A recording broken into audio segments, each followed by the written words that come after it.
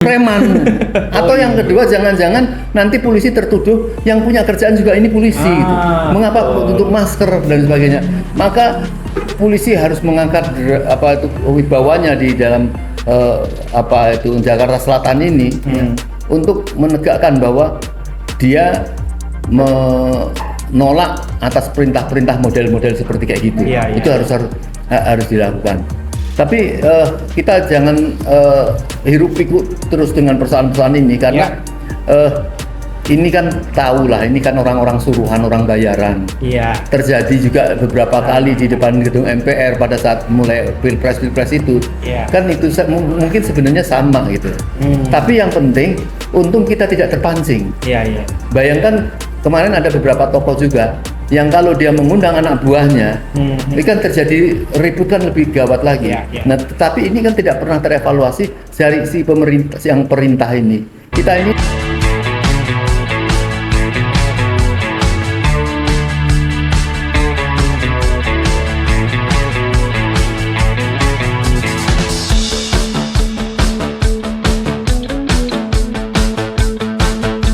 Assalamualaikum warahmatullahi wabarakatuh.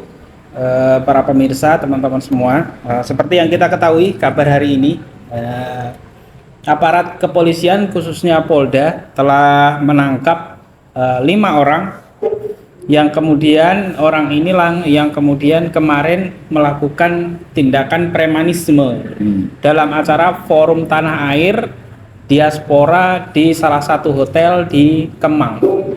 Dan memang seperti video viral yang sudah kita tonton bersama, bahwa kerusuhan luar biasa dihadiri oleh para tokoh nasional. Bahkan ada satu layar infocus yang menjadi rusak parah lah ya. Terus kemudian adanya pemukulan dan ada juga fasilitas-fasilitas hotel yang kemudian rusak. Nah, namun ini menimbulkan pertanyaan baru, khususnya kepada orang-orang yang ada di dalam. Dan kebetulan kemarin Pak Mursalin ada di dalam menyaksikan kejadian itu semua. Ya, saya selaku undangan. Ya, selaku undangan. Nah, kita ingin menanyakan sekaligus kita ingin minta pendapat. Sebenarnya berapa orang Pak yang ada di dalam itu dan separah apa orang-orang itu melakukan pengerusakan? Nah, menurut Bapak gimana? Ya, bismillahirrahmanirrahim. Jadi ini satu kejadian yang memang kita tidak menskenario. Karena pertemuan ini kan pertemuan sesuatu yang biasa saja sebenarnya. Betul. Yaitu baik yang Zoom ataupun langsung dari FT Forum Tanah Air. Yaitu dihadiri orang-orang yang berkegiatan di luar negeri dan juga dihadiri kemarin para tokoh-tokoh yang diundang. Sebenarnya untuk bertukar pikiran, memberikan masukan-masukan apa yang terbaik untuk menyambut perubahan yang akan terjadi menjelang lengsernya Jokowi. Tetapi rupa-rupanya ternyata gusar dan panik. Tentu orang menuduh Jokowi itu sangat berlebihan. Betul. Dan banyak diyakini kerusuhan yang dilakukan oleh orang-orang bayaran itu juga ada kaitannya juga tentang orang-orang daihatnya Jokowi ataupun dari Jokowi sendiri. Ya. Seperti yang dikatakan Bang Marwan kemarin ya. Ya. Dan yang luar biasa kan data-data kita dapatkan semua. Dari wartawan-wartawan kita, para YouTuber kita, mulai dari datang sampai berakhirnya itu kan semua terekam semua. Betul. Sehingga bisa membaca dengan seksama, terutama apa yang dia katakan bahwa mengancam pada polisi, kami perintah dari pusat. Itu yang menarik. Nah, yang menarik juga pada saat dikatakan ini perintah dari pusat, polisi itu tidak melakukan apa-apa. Dan bahkan cenderung meninggalkan suasana pada saat mereka menyerbu ke dalam. Betul. Kalau saya hitung, karena saya datang bukan terlambat tetapi pas sekali, ada yang sudah dari dalam dan ada yang sudah masih di luar, masih berorasi dalam mobil. Betul. Nah, mereka melakukan apa itu perusakan sangat brutal yang tentu tidak memperdulikan itu ada orang tua, ibu-ibu, meja didorong, semua disobek-sobek. Ini kan di Jakarta, di tengah kota. Betul. Ini sangat konyol. Oleh karenanya, tentu para tokoh itu ya tidak akan melakukan perlawanan secara fisik lah ini. Urusan kampungan ini masa mau dilawan? Iya. Tetapi kan kita tahu bahwa pasti akan direspon cepat dan karena akan memukul sendiri terhadap di bawah polisi kalau tidak diusut, itu jelas. Betul. Tetapi mengapa orang-orang di lapangan seperti tidak berdaya? Yang kedua, ya, saya perhatikan sendiri di lobi, tentu ada wartawan juga melihat. Dia berdiri mengancam-ancam polisi, tolong bubarkan dalam 10 atau 15 menit saya tunggu. Kalau tidak bubarkan, saya akan bubarkan sendiri. Padahal itu setelah situasi mengacak-acak. Nah, maka ini pertanyaan sangat besar. Ini siapa di belakang ini? Ya. Jadi sangat sangat tidak masuk akal kalau tidak bisa diusut ini. Masa polisi yang tentu langsung berdekatan juga dengan Polsek, Polres itu tidak melakukan apa-apa. Nah, tapi paling tidak kita berikan apresiasi bahwa tadi sudah ada ditangkap 1, kemudian ada menyusul 2 gitu. Tapi kita tahu bahwa itu tidak 1 tidak 2, lebih banyak orang dan kemudian semua memakai masker, melakukan tindakan biadab seperti itu, masa tidak dilakukan apa-apa? Nah, maka harus ditangkap siapa yang mempunyai proyek ini. Karena kalau koordinator kemarin itu siapa yang Felix yang ditangkap itu, dilihat di lapangan juga bahwa dia ada yang mengomando. Orangnya bertopi dan dadanya terus dia kayak lebih tinggi memerintahkan itu. Dan di situ udah ada polisi semua. Dan terakhir mereka berpelukan sama polisi semua. Ini yang menjadi marah masyarakat dan bisa mengadu domba, dan kita lihat masyarakat kelompok-kelompok baik dari Betawi atau yang lain-lain sekarang kan sudah mulai marah. Maka ini kalau tetap tidak ditindak, pasti akan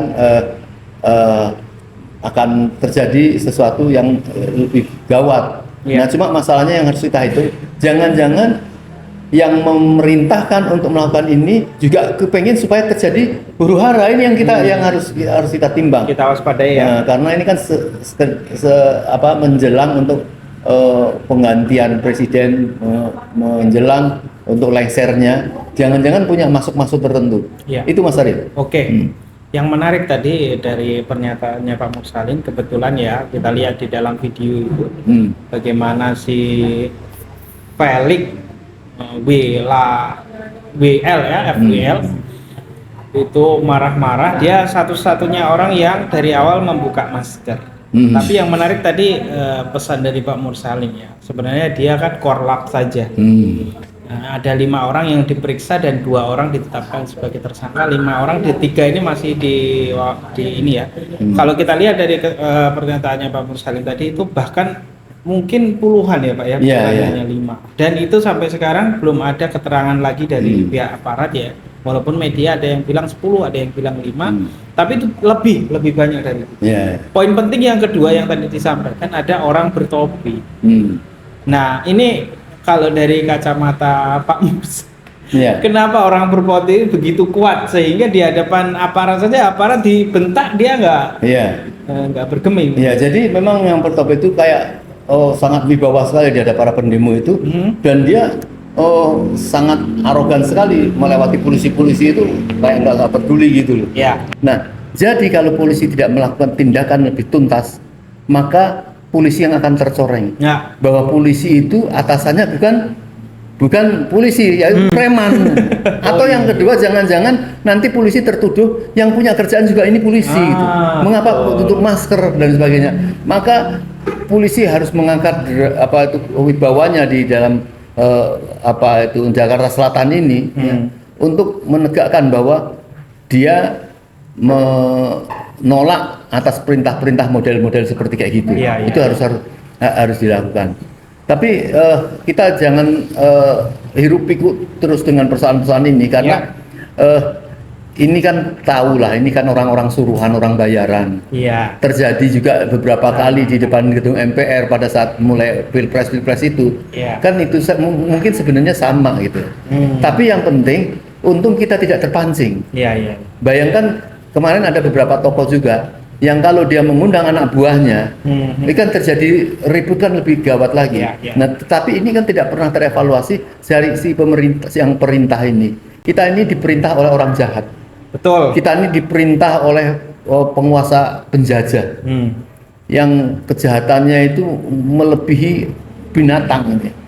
Kalau dia mengirimkan binatang ke suatu kota 1000 tikus itu, mungkin tidak akan bisa merusak kota. Paling banyak ngerikiti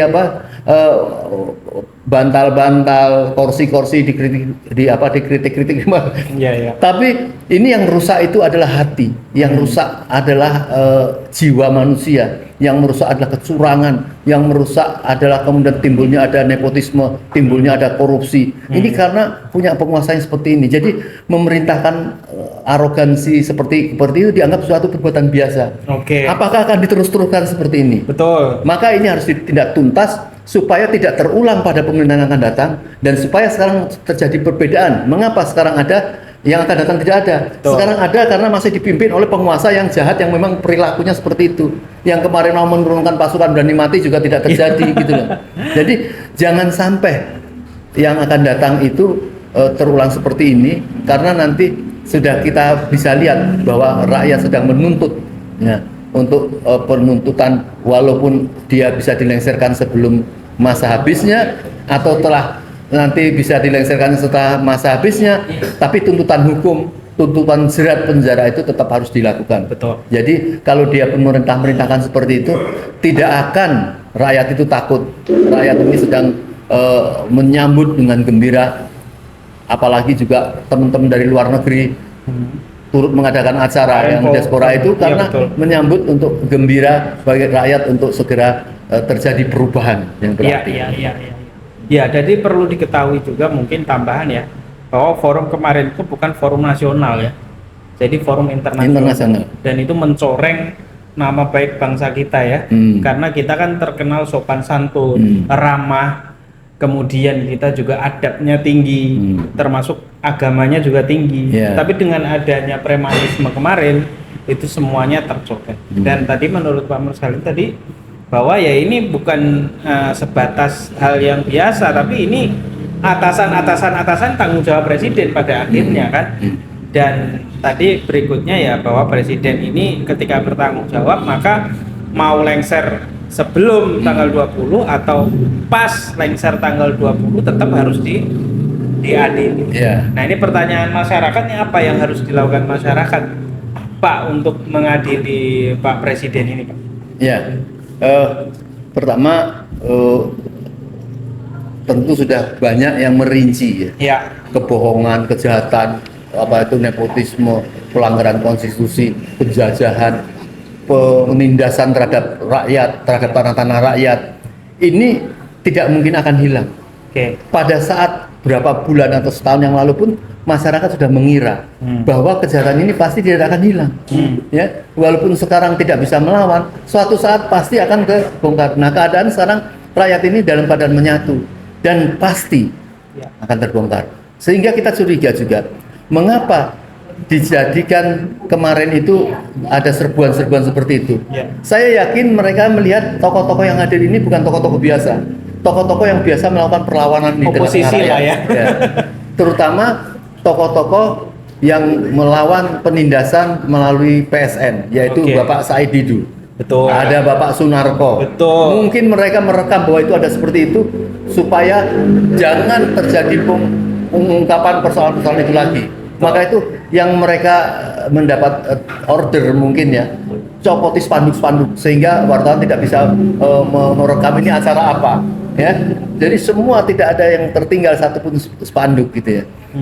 Kemudian itu. Nah, jadi justru ditutup-tutupi malah makin rakyat tetap akan melakukan satu pencatatan apa yang menjadi pelanggaran-pelanggaran dia, ya, apa yang menjadi penjajahan kepada masyarakat. Yang paling besar itu adalah tentu ingin dikembalikannya lagi apa itu hak rakyat berupa tanah-tanah di mana rakyat tidak mempunyai tempat tinggal. Betul. Tetapi sampai ribuan hektar diambil oleh apa itu penguasa melalui para pengusaha, ya. Itu untuk harus dikembalikan supaya rakyat mempunyai kedaulatan, saya kira itu. Iya, itu saya pikir cukup masuk akal juga karena bisa dibilang mungkin juga tidak mereka itu karena polos ya mungkin Pak. Tidak paham siapa yang ada di dalam, berapa orang termasuk tokoh-tokohnya juga nggak tahu, sehingga mereka main hajar-hajar aja, dan itu konsekuensinya sangat berat. Dan mungkin ya kita harus menunggu ya, kita apresiasi bahwa telah menangkap. Tapi penangkapan 5 orang ini saja sebenarnya nggak segitu gitu loh Pak. Masih jauh di itu. Dan yang paling penting adalah aktor intelektualnya yang seperti dianalisis Pak Salim tadi. Nah itu yang harusnya yang pertama kali harus segera ditangkap ya, aktor intelektual.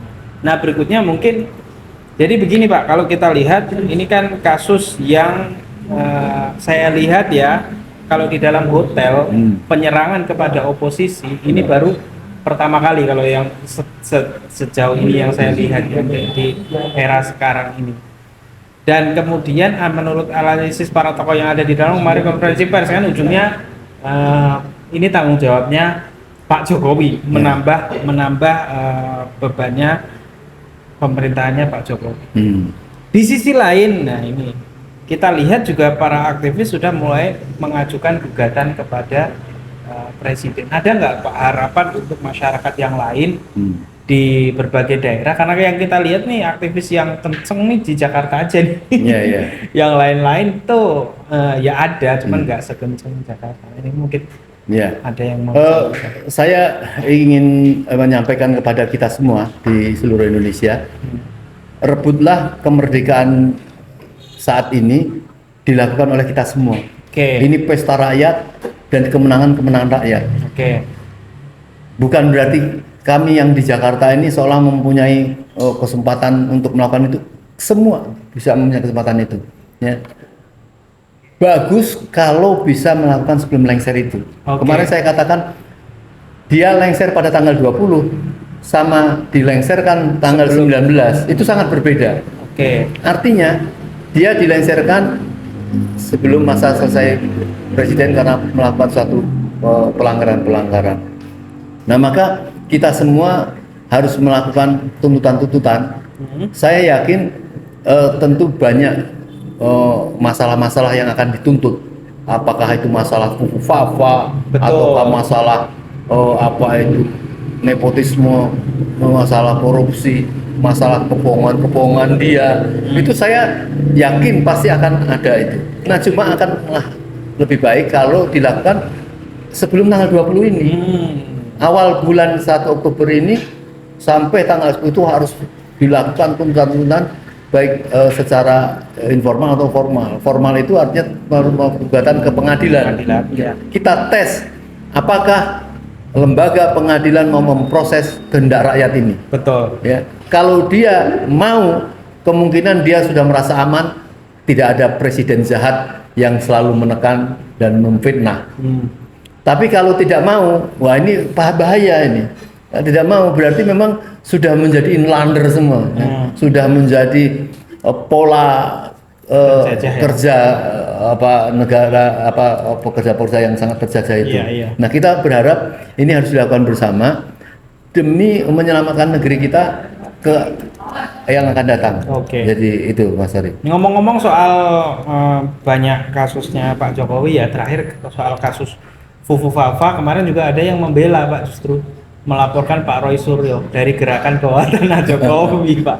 Nah inilah disinilah kemudian masyarakat ini mungkin ya ada sebagian yang masih merasa takut dalam tanda kutip ya ketika melawan baik secara hukum maupun membongkar kejahatan penguasa. Yang ini mungkin ya disadari lah oleh Pak. Selalu ada begitu, Pak. Ya jangankan gerakan bawah tanah ya. Orang-orang menteri siapa itu bukan menteri penerangan ini siapa? Menkominfo. Budi Ari dia mengatakan bahwa saya yakin itu pokoknya bukannya punya Gibran. Punya Gibran. Jimli Asidiki. Orang bodoh. Oh itu katanya Kus Plus. Elo wong bodoh ngaku pinter. Ya.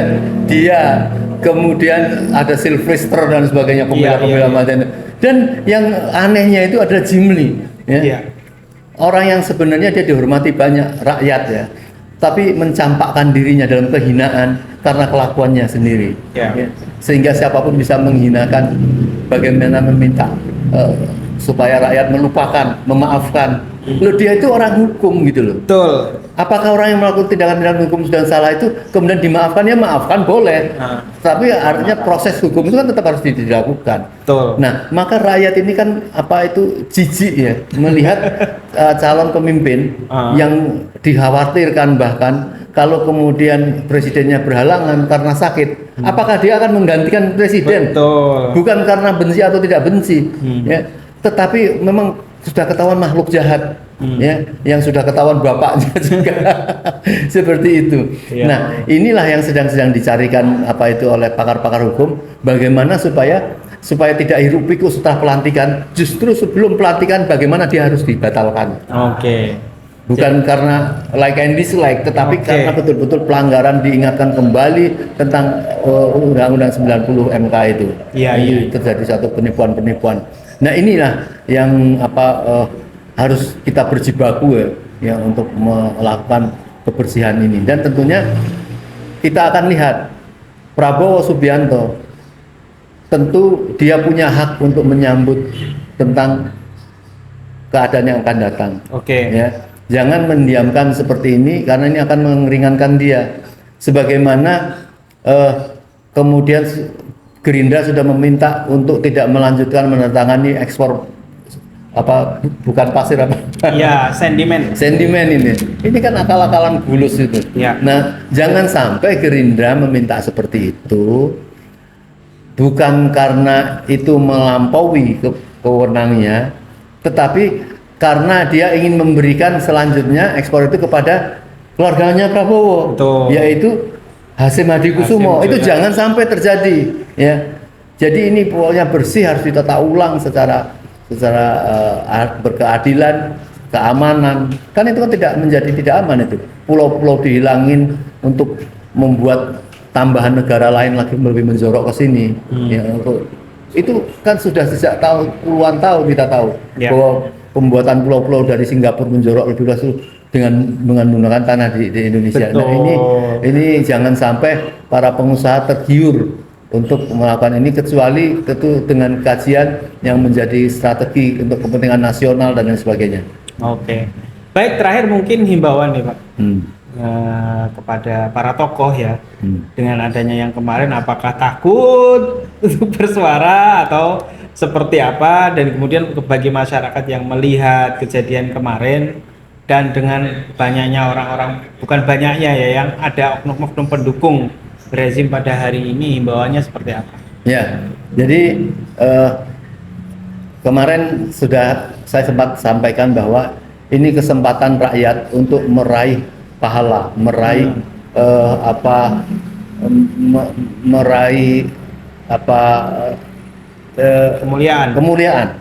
meraih kemuliaan supaya berbuat, karena kita tahu bahwa perbuatan baik itu memang pertama dengan dengan tindakan, dengan mulut, dengan hati. Artinya kalau kita melakukan sesuatu bersama-sama, menyambut dengan turun ke jalan, dengan menyambut bersama-sama, itu artinya kita sangat perhatian terhadap mekanisme negara atau pemerintah yang akan datang itu membentuk satu pemerintahan yang baik. Betul.